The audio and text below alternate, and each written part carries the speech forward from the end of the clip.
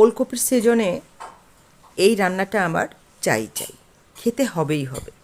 এত মজা, কী আর বলবো, রান্না করে না খেলে বুঝতেই পারবে না। তাই চলো ঝটপট দেখে নিই কীভাবে করছি। শীতের সবজি ওলকপি বন্ধুরা, আর এই ওলকপি অনেকেরই কিন্তু খুবই পছন্দের।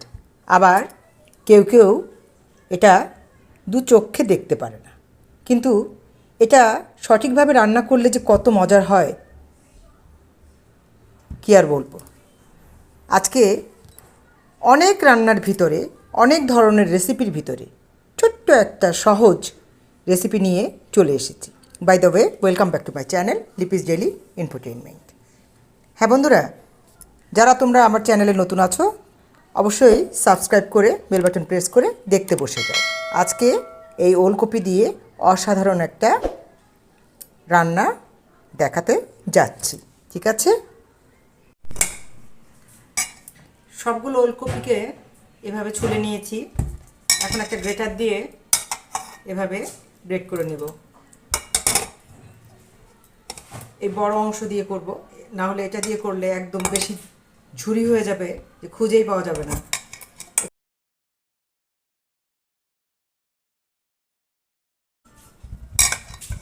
এরকম করে মোটা মোটা করে গ্রেট করে নেব, চারটাই করে নেব।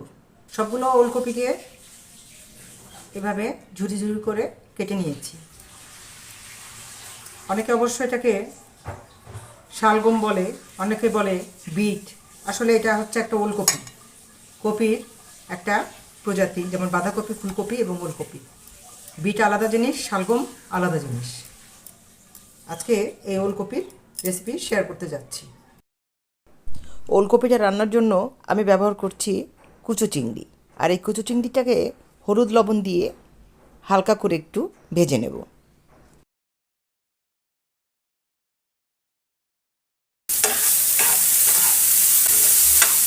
খুব বেশি ভাজার প্রয়োজন নেই, হালকা করে ভেজে নেব।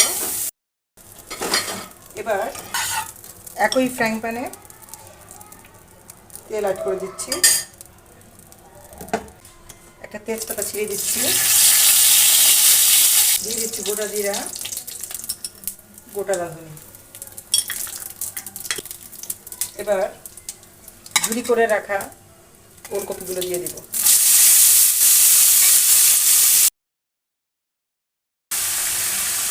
দেখতে খুব বেশি মনে হলেও এটা আসলে এতটা থাকবে না, চুপসে যাবে।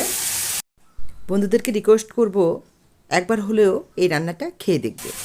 লবণ দিয়ে দিচ্ছি হালকা, বেশি দেওয়ার দরকার নেই, কারণ এটা কমে যখন যাবে তখন মাছে লবণ আছে, এখানে লবণ যদি বেশি হয়ে যায় তাহলে তেতো হয়ে যাবে, পরে লাগলে আবার দিব। প্রথমে অল্প লবণ দিয়ে দিব, হাই ফ্লেমে রেখেছি। হলুদ দিয়ে দিচ্ছি বন্ধুরা।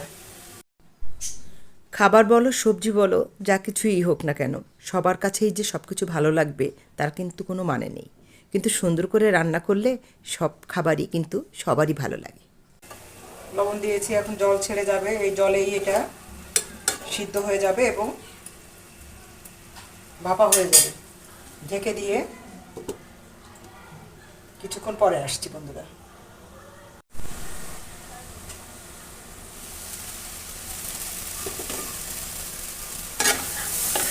মাঝে দুবার আমি ঢাকনা খুলে উল্টে পাল্টে দিয়েছিলাম বন্ধুরা, দেখো অনেকটাই কিন্তু চেপে গেছে,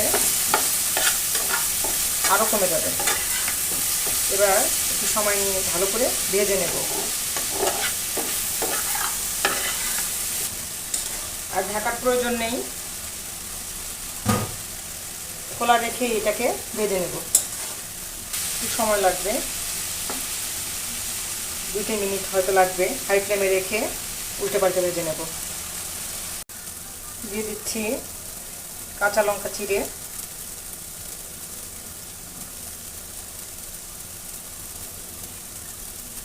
ভেঙে দিতে পারো, খালি করে দিতে পারো, আমি খালি করে দিচ্ছি।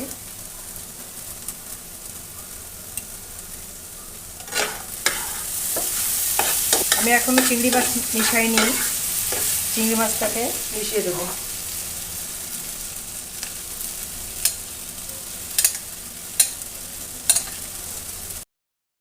বন্ধুরা, আমি তো এটা পেঁয়াজ ছাড়া করেছি, তোমরা চাইলে পেঁয়াজ দিয়ে করতে পারো। আর